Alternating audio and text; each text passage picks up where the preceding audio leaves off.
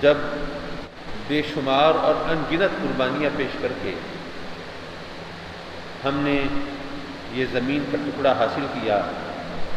جس کو پاکستان کہا جاتا ہے، اور پاکستان کا قیام یہ تاریخ کا ایک منفرد واقعہ ہے۔ وہ اس لیے کہ اس کی بنیاد دو قومی نظریے پر رکھی گئی۔ دو قومی نظریہ کیا ہے؟ ٹو نیشنز تھیوری کیا ہے؟ وہ یہ ہے کہ یہاں پر ہم نے بتایا کہ یہاں پر مسلمان ایک علیحدہ قوم ہے، ہندو اور مسلمان دو بڑی اقوام بر صغیر میں رہتی ہیں، اور ہر قوم کو اپنے دین، اپنے مذہب، اپنے عقائد، اپنے نظریات کے مطابق زندگی گزارنے کا حق ہونا چاہیے۔ ان کو آزادی ہونی چاہیے، وہ جس طرح چاہیں عبادت کریں، جس طرح چاہیں اپنے شب و روز کا تعین کریں، ان کے تہوار، ان کی خوشیاں، ان کا طریقہ زندگی، ان کے شب و روز کی کیفیات، کیونکہ وہاں پر ایسا ہوتا تھا کہ ٹھیک نماز کے وقت، اذان کے وقت، جو ہندو تھے وہ مسجدوں کے سامنے وہ ڈھول تاشے بجانا شروع کر دیتے تھے، کیونکہ آپ کے علم میں ہوگا کہ موسیقی جو ہے یہ ہندو مت کا حصہ ہے، ان کے مذہب کا حصہ ہے۔ یہ ان کے مندروں میں گیت گایا جانا، ساز آواز، راگ رنگ،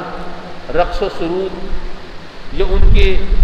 مذہب کا حصہ ہے۔ ہم اس کو برا نہیں کہتے، ان کا مذہب ہے۔ لیکن ٹھیک جب اذان ہو رہی ہو یا مسجد کے اندر جماعت ہو رہی ہو، اس وقت مسجد کے سامنے اگر یہ ڈھول تاشے باجے اگر وہ شروع کر دیں گے تو ظاہر ہے اس سے فساد ہوگا۔ تو وہاں پر یہی صورت ہوتی تھی، دن میں 5 مرتبہ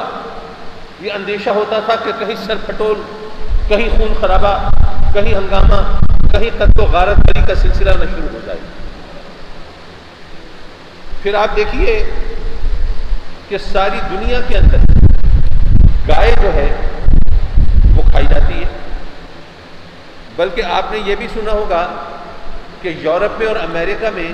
جو بیف ہے، گائے کا گوشت، یہ مٹن، یہ بکرے کے گوشت کے مقابلے میں زیادہ مہنگا ہوتا ہے۔ وہ اس لیے کہ یہ ہائی پروٹین ڈائٹ ہے، اس میں پروٹینز کی مقدار مٹن سے زیادہ ہوتی ہے، زیادہ انرجیٹک ہے، اور وہ ان کے حساب کے مطابق یہ زیادہ ٹیسٹی ہے، زیادہ لذیذ ہے۔ اس لیے باقی دنیا کے اندر گائے کا جو گوشت ہے وہ مٹن کے باقی تمام گوشت کے مقابلے میں زیادہ مہنگا تصور ہوتا ہے، اور بڑے شوق سے اور رغبت سے کھایا جاتا ہے۔ تو اگر ساری دنیا کے اندر گائے ذبح ہو رہی ہو تو ان کو فرق نہیں پڑتا۔ بلکہ یہ بھی بتا دوں کہ آج کل بھی ایسا ہوتا ہے کہ وہاں پر جب گائیں بوڑھی ہو جائیں تو اب تو خیر انہوں نے بھی اپنی معیشت کو سنبھالنے کے لیے گایوں کو ختم کر کے ان کی کھال وغیرہ اتارنے کا اور چمڑوں کا سلسلہ شروع کر دیا ہے، ورنہ تقسیم ہند سے پہلے چمڑے کے کارخانے صرف مسلمانوں کے ہوتے تھے، ہندوؤں کے نہیں ہوتے تھے۔ اس لیے کہ ہندو ایک تو ویسے ہی ویجیٹیرین یعنی سبزی خور، گوشت نہیں کھاتے، ماंس نہیں کھاتے۔ جو خود ماंس نہ کھاتا ہو، گوشت کھانے کو جائز نہ سمجھتا ہو، وہ کھال کا کاروبار کرے، یہ ان کو سمجھ نہیں آتی تھی۔ اس لیے تقسیم ہند سے پہلے چمڑے کے جو بھی کارخانے تھے وہ سب مسلمانوں کے ہوتے تھے۔ لیکن جب انڈیا بن گیا تو اب یہ ہندوؤں کو گوارا نہ ہوا کہ ایک بہت ہی نفع بخش انڈسٹری جو ہے اس سے وہ دور رہے۔ انہوں نے وہاں پر وہ چمڑے کے کارخانے بنانا شروع کر دیے، اس سے مال بنانا بھی شروع کر دیا۔ اس کے علاوہ پہلے تو ایسا کرتے تھے کہ گائیں بوڑھی ہوتی تھی تو وہ سرحد سے ادھر دھکیل دیتے تھے کہ ہم گائے ماتا کا عذاب نہ جھیلیں، ہم ان کو ذبح نہیں کر سکتے، اب اس طرح وہ ان کو چھوڑنے مرنے کے لیے یہ بھی ہمیں گوارا نہیں، اب کریں تو کیا کریں؟ تو وہ اس طرح پاکستان کی سرحد میں گائیں دھکیل دیتے تھے۔ لیکن پھر انہوں نے جب کارخانے بنا لیے چمڑے کے تو انہوں نے کہا کہ اپنی گئے ماتا کا گوشت ہم نہ کھائیں لیکن اس کی کھال کا جو فائدہ اٹھا سکتے ہیں۔ تو انہوں نے وہاں پر جس طریقے سے بھی ہے یہ ان کا پروسیجر ہوگا، جو بھی ہوگا طریقہ ہوگا، تو وہ گائے کی کھالیں حاصل کرنے کے لیے وہیں پر گئے ماتا کا بھی حشر نشر کرنا شروع کر دیا۔ لیکن خود جو چاہیں سو کریں، لیکن اگر کہیں پتہ چلا کہ کسی مسلمان نے گائے ذبح کی ہے تو پھر ان کی مذہبی غیرت کو جوش آتا تھا، اور ابھی یہی کچھ ہے۔ آج کل بھی آپ نے دیکھا ہوگا سوشل میڈیا پر کتنی ایسی ویڈیوز جو ہیں وہ آتی ہیں کہ جناب صرف گاؤں کشی کے حوالے سے ایک گائے کاٹی گئی ہے یہاں پہ تو اس کی وجہ سے وہ فساد شروع ہوا ہے، اور ایک جانور کے چکر میں سینکڑوں انسانوں کا خون بہا دیا جاتا ہے۔ بہرحال وہاں پہ طریقہ تھا۔ اب آج کل جو انڈیا کے اندر جو کچھ ہو رہا ہے، جتنی مذہبی منافرت پھیلائی جا رہی ہے، مذہب کی بنیاد پر جس قدر وہاں پر فسادات ہو رہے ہیں، تو اب وہاں پر رہنے والے وہ مسلمان جو بنیادی طور پر پاکستان کے حامی نہیں تھے، جو کانگریسی ذہن کے تھے، جو کہتے تھے کہ مسلمانوں نے غلط کیا کہ جناب علیحدہ ملک کا مطالبہ کیا اور انڈیا کو تقسیم کرنے کی بات کی، ہندو مسلم بھائی بھائی ہم مل کے یہ انڈیا کی اور بھارت کی ترقی کا راستہ چلا سکتے تھے، اب وہ بھی یہ کہنے پہ مجبور ہو گئے کہ جنہ کا اور مسلم لیگ کا اور پاکستان بنانے والے مسلمانوں کا نقطہ نظر صحیح تھا۔ اس وقت انڈیا کے اندر چند 100 مسلمان نہیں ہیں، چند ہزار بھی نہیں ہیں، چند لاکھ بھی نہیں ہیں، بلکہ 22 کروڑ مسلمان ہیں۔ 22 کروڑ کی اقلیت، وہاں اقلیت بھی ہے نا مسلمان، 22 کروڑ کی اقلیت کے ساتھ یہ سلوک ہو رہا ہے وہاں کہ ان کو ان سے جینے کا حق چھینا جا رہا ہے۔ تو اب ذرا سوچئے کہ یہاں پر ہمارے ملک پاکستان کے اندر جو اقلیتیں ہیں وہ ان کی تعداد تو اس ریشو کے حساب سے بہت کم ہے۔ پاکستان میں جو پارسی ہیں وہ ہزاروں کی تعداد میں بھی نہیں ہے، سینکڑوں کی تعداد میں ہے۔ لیکن کبھی کسی مسلمان نے کسی پارسی کے خلاف کوئی آواز اٹھائی، کوئی اس کو مارنے کی کوشش کی؟ حالانکہ پارسی یہاں بہت خوشحال ہیں۔ یہاں ملتان کے رہنے والوں، یہاں بومن جی چوک ہے نا یہاں کینٹ کے اندر، تو بومن جی ایک پارسی کا نام ہے۔ آپ ہمارے میاں اختر بھٹی صاحب اس علاقے سے واقف ہیں، یہ جانتے ہیں۔ وہ ایک پارسی بومن جی کا جو انتقال ہو گیا، لیکن ابھی بھی وہاں پہ ان کی فیملی کے افراد ہیں، اور وہاں پر جو سب سے خوبصورت پلازا ہے وہ انہی کا ہے۔ کبھی کسی نے ان کو